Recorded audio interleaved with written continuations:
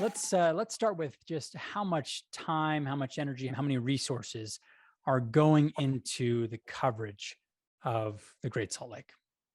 So earlier this year, KSL TV joined our partners at KSL.com, KSL News Radio, Deseret News, and we teamed up with 8 other local media outlets to join what is called the Great Salt Lake Collaborative.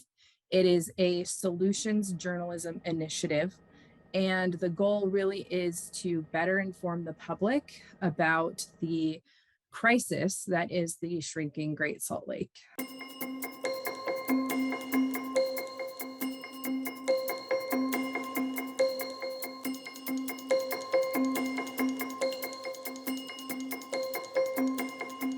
I'm Matt Rascone, and this week, my conversation with Keira Farrimond. She's an executive producer at KSL TV, working behind the scenes on several projects, including our coverage of the shrinking Great Salt Lake and its far-reaching impacts.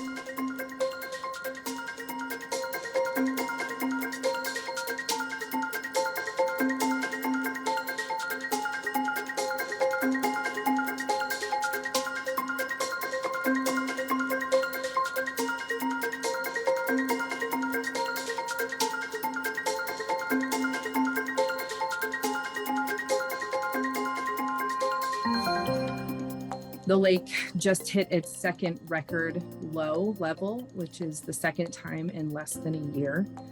And along with our media partners, there's reporting every day across 12 different media outlets. And as part of the collaborative, we've agreed to share that reporting from our partners to kind of expand the reach of these stories so that more people see the information. It's that important. Yeah, absolutely. We're funded, the reporting is funded in part by a grant from the Solutions Journalism Initiative, which is a national organization. So they're funding some of this reporting, especially if it involves traveling to other locations, kind of reporting on how other lakes have managed a similar crisis. And we also have non-media partners, which are educators, researchers from different universities, and even departments with the state of Utah, all with one common goal, which is to make sure that everyone in Utah understands that this is a really big issue. You've touched on it a little bit, but why else is this story of the Great Salt Lake so important to tell that, we are teaming up with what we usually think of as competitors to tell this? Yeah, it's a really unique group. It's something that we've never really done before across platforms and organizations here in Utah. And that really does prove how important the issue is. Hitting that second low, it was not a surprise to the people who are interested and know about the lake. But I think, and the experts would agree, that there's a large portion of Utah that just sees the lake as something that's there and has nothing to do with their lives. Well, guys, let's be honest. The Great Salt Lake, even though it looks beautiful here, sometimes gets a bad rap. It's salty, a little smelly at times, certainly not a top lake vacation destination for most families. But there's a good chance a lot of Utahns have no idea just how much we take the lake and what it does for granted. They either don't believe or don't know how it impacts them. They have no regular interaction or no interaction at all with the lake. And so it's just something that is on the map, and they've maybe flown over a time or two and they hear about, how it smells or how there's bugs and how they, just don't have any desire to go and interact with the lake. And that leads to this belief that it doesn't impact me, when that couldn't be farther from the truth. Since the pioneers first stepped foot into the Salt Lake Valley, the Great Salt Lake has dropped to half its size. So why is this such a big deal? Well, dropping lake levels are seriously impacting Utah's air quality, our snow, our water supply, also our economy. It was really interesting as I kind of dove into the issue, because I didn't grow up in Utah. I didn't grow up learning about the lake or or Utah ecosystems and things like that. And just to see the different impacts that the shrinking lake will have. I mean, people around the world are calling it a looming disaster, really. One of the biggest things that I'm interested in is, with every foot that the lake drops, huge amounts of dry lake bed are being exposed. So what that means is this lake bed is full of toxic chemicals. It has minerals from years ago mining. We're talking arsenic and mercury that is sitting there in the bottom of this lake, and it's being exposed. And every time a storm comes across the Great Salt Lake, that lake bed is being kicked up into our air and transported right over the Wasatch Front.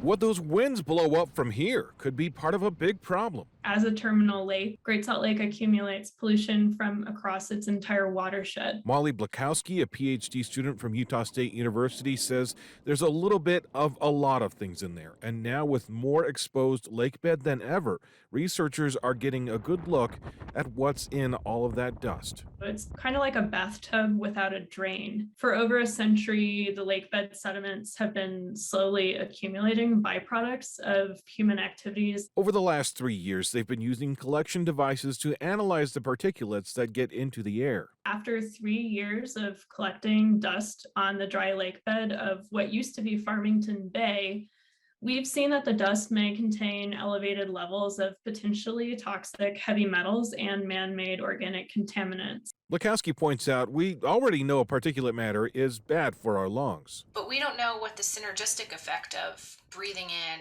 arsenic and cyanotoxins and flame retardants at the same time. Janice Brainey, the assistant professor overseeing the project, says that's where they're hoping the data they gather will eventually lead. So we need to identify how rapidly it deteriorates during transport, and what the spatial and temporal dynamics of that type of emission is. And ideally, they say, toxicologists and public health experts could take the data they're gathering. Who could help us understand what did this composition mean for human health?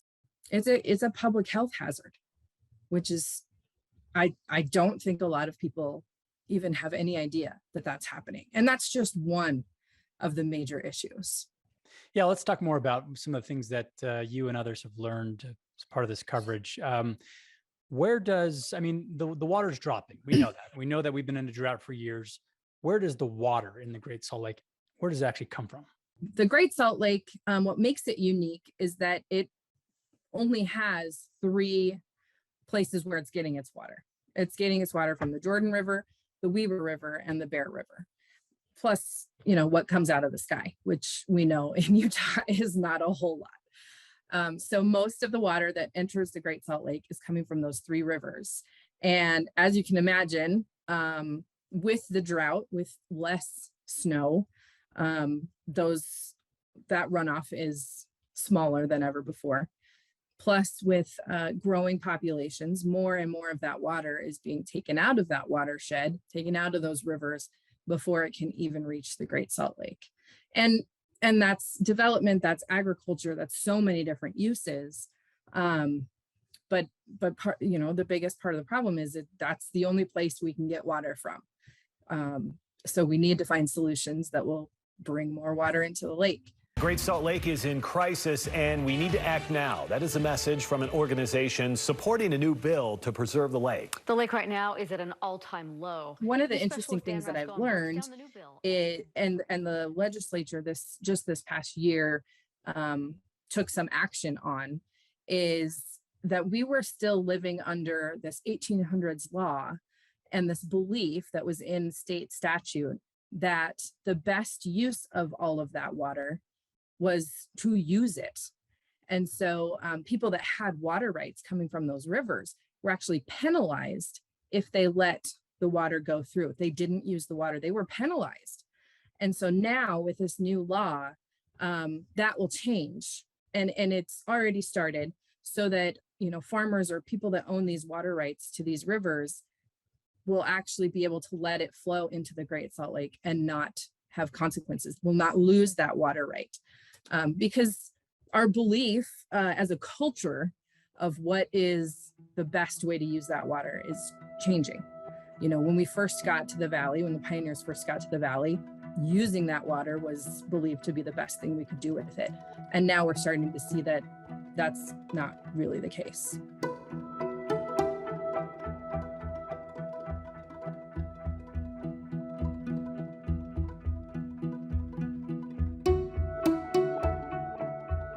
Okay, you touched on a little bit the toxic chemicals in the dust that's now exposed and sort of traveling and making its way through different communities in Utah.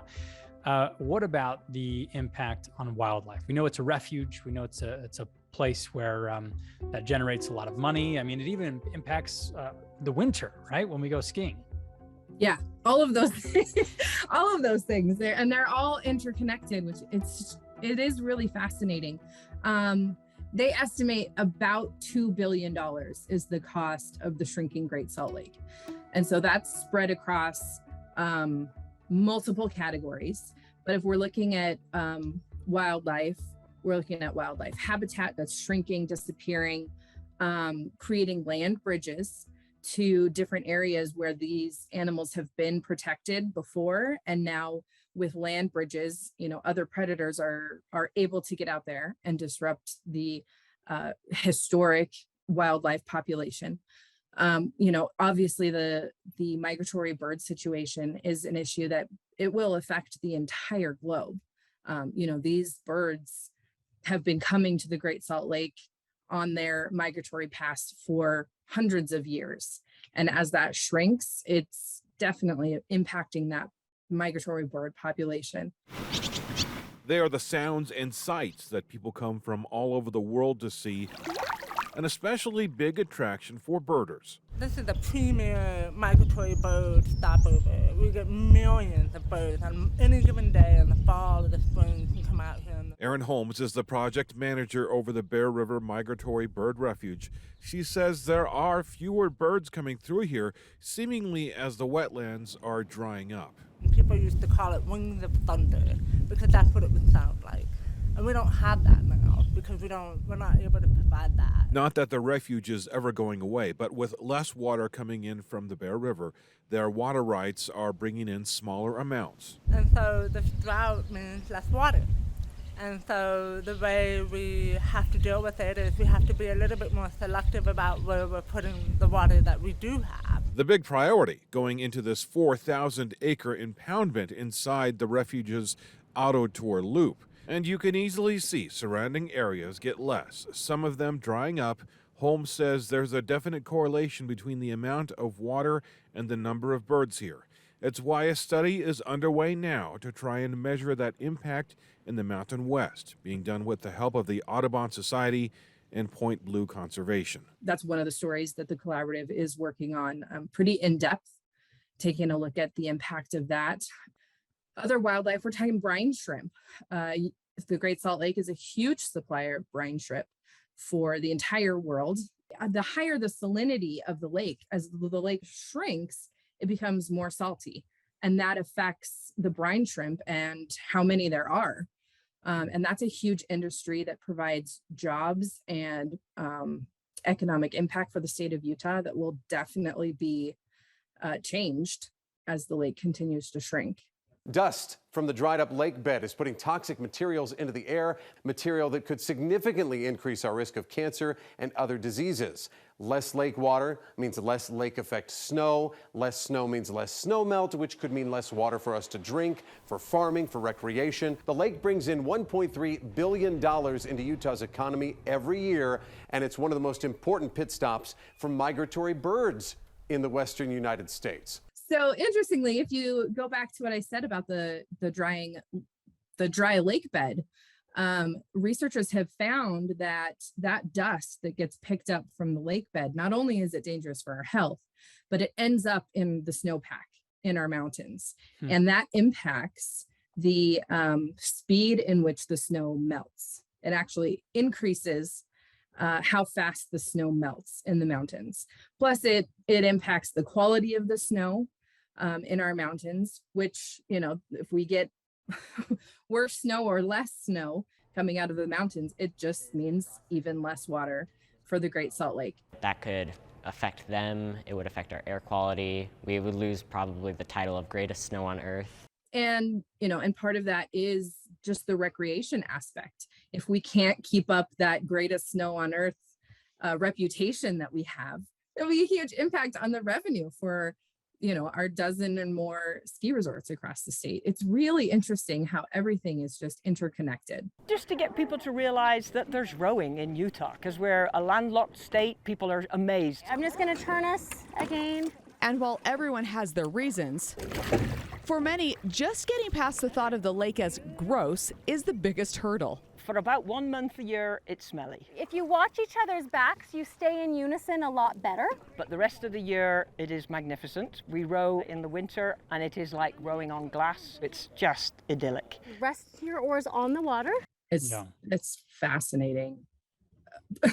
But getting people to be fascinated in it, I think is a tricky part of our reporting, because there is that belief that, I don't go to the lake, I don't use the lake, it doesn't impact me. And so getting viewers or readers interested enough to pay attention is one of the things that we have to deal with as a collaborative. And so I think the positive is that with this team of media outlets, we're able to spread all of our individual reporting to a much wider audience, which is definitely a benefit. Yeah, that awareness. Yeah. Is there anything else about, because we hear words, historic, precedented, catastrophe, disastrous, all connected to the shrinking of this lake. Is there anything else that we haven't talked about for the reason why? I mean, even New York Times, they had a sort of a front page paper story all on this lake and how it was shrinking. There's, mineral extraction, which it could be billions of dollars that the state loses if we're no longer able to extract the type of minerals that we're pulling out of the Great Salt Lake. Even just property values in the state of Utah will be impacted. We talked a little bit about, invasive species that are able to grow, whether that's wildlife or plant life, because the lake is shrinking. And that's a cost to the state of Utah and taxpayers, as it takes more money to get rid of those things. It's just getting Utahns to connect those things with the lake and how they're connected. And that's something that we're trying to do. We're also looking at, like I said, how other lakes that have shrunk or even disappeared how that has impacted the surrounding areas. There's a lake in California, and I can't remember the name of it off the top of my head, but it's very similar to the Great Salt Lake in that it was a salt lake, and there were no protections in place that kept it from disappearing, and it did. And the communities surrounding that are paying billions of dollars every year. They have been paying billions and billions of dollars to mitigate the impacts, and they're still facing it decades later. So that's, a team from the collaborative will be heading out to California to look at a couple of those locations and see, how we can either do things differently or how we can follow their mitigation plans. And that lake was very, very small compared to the Great Salt Lake. So imagine the cost to deal with fixing it if we let it disappear, compared to a lake that was, maybe a tenth of the size. We have to do something now. We can't wait till it disappears, because fixing it after the fact is going to be even more costly. Well, we can't cover a story, where we're talking about these dire, disastrous consequences without looking at solutions. What have you uncovered, or what are you guys learning about potential solutions? Right. It's so widespread because the use of water in Utah is so varied. And so solutions could come from so many different places. We've already looked at, some potential solutions for Utah farmers. We did a a really interesting look at some high-tech solutions in the agriculture industry. We went down to Emery County and met with a farmer down there who was able to cut his water use by 80–90%. You can talk about conserving water till the cows come home, but any conversation surrounding the drought crisis in our state starts with the people who've worked this land for generations. They know the issues, and they, more than anyone, want to address them long term.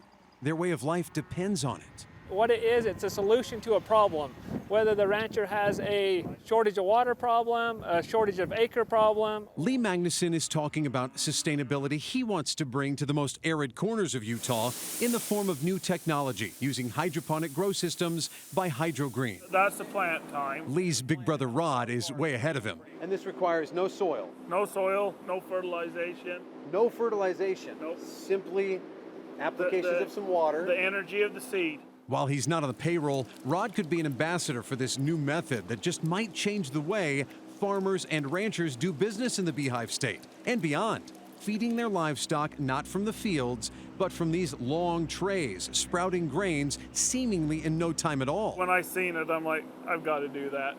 It's all about conservation, and when you think about the fraction of the water and the time versus what it would take to grow the typical grain, this red wheat went from this yesterday to this just 5 days later, and it's almost ready to go. This will become feed for livestock within hours. And then this is all palatable, the roots, everything, they eat it all. Rod tells me this beautiful green growth can supplement some of the nutritional needs of his 1,200 head of cattle. It doesn't replace the need for pasture grazing or trucking in hay and straw from other places, but it does cut it down, saving money and saving a lot of water. My 80-acre pivot will use the same amount of water in 4.5 days as this building will in 365 days. In a year. In a year. We've looked really closely at some of the legislative solutions that have come out specifically in the last year. They really focused on the Great Salt Lake in the last legislative session, and we'll be looking to see, what more they're going to be doing in the next session. The Great Salt Lake is in a serious crisis that is impacting all Utahns. Zachary Frankel is the executive director of the Utah Rivers Council, a nonprofit organization that is backing a new bill to preserve the Great Salt Lake. He says this lake creates a $1.3 billion economy, brings in millions of birds across the country, and is crucial for our air quality. This bill is the only framework being offered today to offer a substantive way to protect the future of the Great Salt Lake for everyone. The new bill is sponsored by State Representative Doug Sagers from Tooele and is actually modeled after the Colorado River Drought Contingency Plan. But this proposal creates a tier system where fees would be imposed for secondary water companies depending on the water level. Instead of cutting water use, we are utilizing the free market to keep water levels at the Great Salt Lake higher. We impose fees. There's so many stories that we cover on a daily basis that aren't about the Great Salt Lake, but are tied into the Great Salt Lake. All of our drought reporting, all of our water saving reporting, it all, impacts the Great Salt Lake. And so we've looked at how individual Utahns can help save water, even those little things that individual Utahns are doing to help save water is something that's tied into the Great Salt Lake. June, July, and August are the driest months in the year in Utah. And when it comes to water, our yards could be the primary culprit for overuse. And part of that is, I know one of the recent stories I saw was metering our water, which of course most Utahns don't even know how much water they're using. We don't, we don't have to, there's no incentive, I guess, to decrease our water usage. What did you learn about metering and how that would actually help with that use? Yeah, that was really interesting. And there's been studies that kind of led to some changes in different Utah water districts that showed that even just installing a water meter on a secondary water. So secondary water is untreated water that you use to water your lawn, water your gardens. This is not the water that's coming into your home to drink. So if you have, most Utahns or a lot of Utahns have a secondary water. And most water districts, you pay to use that water, but there's no feedback on how much you're using. And so researchers actually found that simply just installing a meter at someone's home makes them more cognizant of the amount of water they're using in secondary use. And the ability to gauge that amount of water making its way to your yard could help slow the flow. It's really to demonstrate, hey, this is the amount of water you're using versus the recommended use. Mayor Trent Staggs is thrilled that the legislature passed HB 242, which provides funding for a required conversion to secondary meters, seeing as how his city was ahead of the game in 2020, installing 1/3 of the meters needed for Riverton's 12,000 connections. We have every bit of confidence, I have every bit of confidence that our residents will want to step up and do the right thing and be part of this solution in conservation. It needs to be our top priority. There is no substitute for water. Candace Hassenjager is the director of the Division of Water Resources for the state and looks at the big picture. 260,000 untreated secondary water connections, which is roughly 30% of the households in Utah. Water for grass and gardens alike. As of April of this year, only 15% of those connections were metered. But where they are, there's been a significant decrease in water usage. The city of Saratoga Springs installed secondary meters 8 years ago. Secondary water use dropped 36%. Similar story in the Weber Basin Water District, where meters and the information they provided to homeowners resulted in 20 to 40% less water use per customer. We can now dial it into the individual user, and here's your water use. Here's what the climate and the weather patterns over the last several weeks have dictated your lawn probably needs. Here's where you are. So just educating them on the volumes of water that they're using on their landscapes, which historically they've had no idea. State leaders recognize the impact increasing the amount of meters across the state could have and have taken action to get things moving. But the goal is to get everyday Utahns to get on board. And the state, this legislative session, actually made it mandatory for Utah water suppliers to have these secondary meters installed by 2030. So part of that, they are offering grants for water suppliers to install these meters. And what was interesting, the first application period for water suppliers to apply for that money ended in May.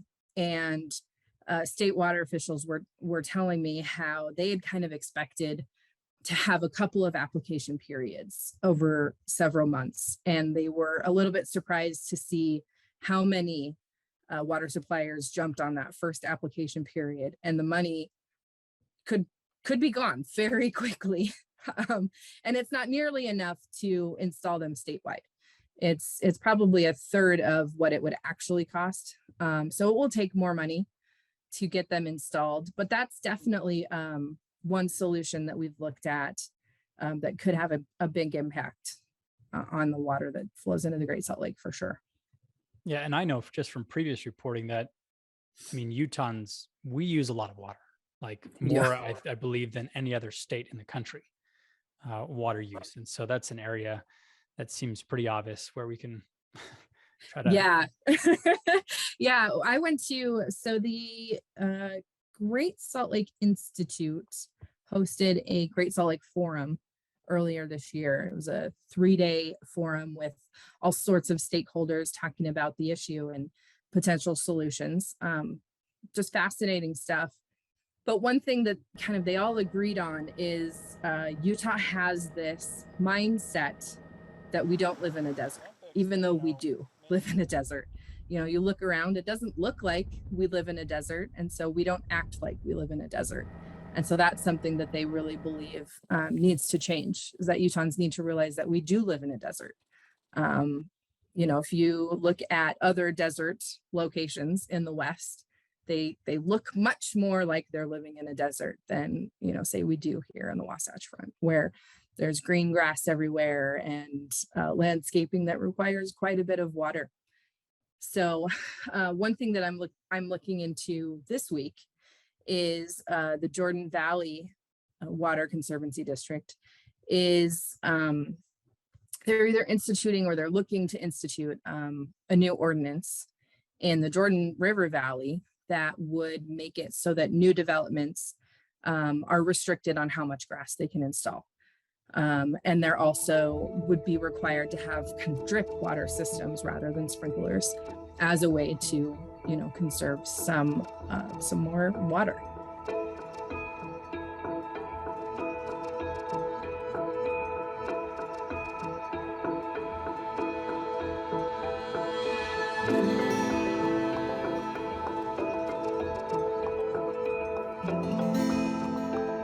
When did this coverage begin for us and this collaboration and the challenges along the way? And I mean, how long is this going to last?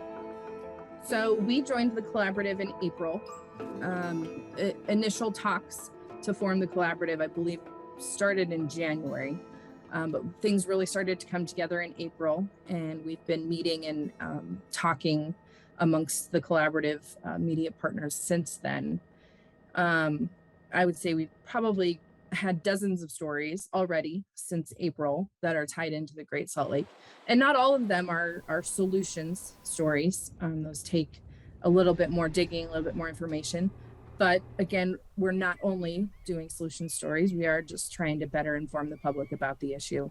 In short, the shrinking Great Salt Lake is a complicated problem with local and even worldwide implications that could potentially be devastating. I guess, is it difficult to get people to get some of these players to talk about this? I mean, do people want to admit that there is a problem, that we do need to do something different? What does that look like?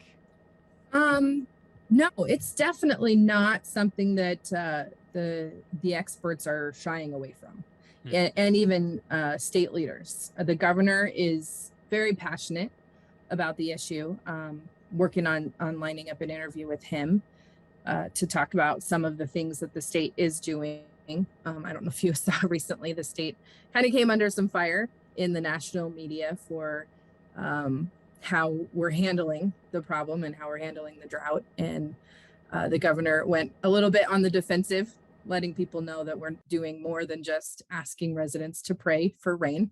We are doing that as well. But that's just one of the things that the state of Utah is doing. But I really I've not encountered anyone that's not willing to talk to me about things that they're doing or things that they think could be done to solve the problem or at least help the problem. I don't think there's any one solution that anyone is going to point to that's just going to fix it.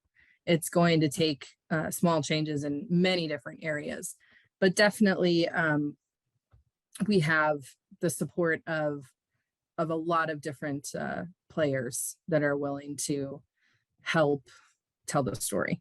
Together with the Great Salt Lake Collaborative, KSL is committed to reporting on this issue and potential solutions. We will be bringing you regular stories and reports along with all of our partners as we all try to embrace the lake and protect its future. You can find out much more about this collaborative project and weigh in on the potential solutions. Do that on our website, ksltv.com. There is a central location for all of our reporting. It's at greatsaltlakenews.org. And all of our reporting is there, as well as tons of information about the collaborative, about the issue, about the concern, and really everything you could want to learn is there. We could do a story on this just about every day, it sounds like. Easily. Even there's sometimes that I'm surprised that we've done a story that's tied into the Great Salt Lake. Just as a daily story that one of our reporters has pitched and gone and done. And I'll see it later and go, oh, yep, that ties into the Great Salt Lake. So it really, there's so many different aspects. It's a little bit overwhelming to try and decide how and when and which stories we want to do, and to connect with our media partners and coordinate those things. But it's absolutely fascinating.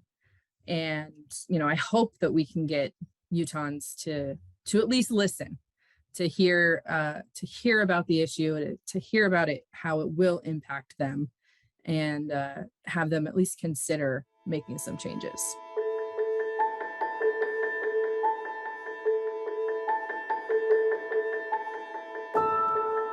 This media collaboration for the Great Salt Lake is funded for the next year with the option of extending another year.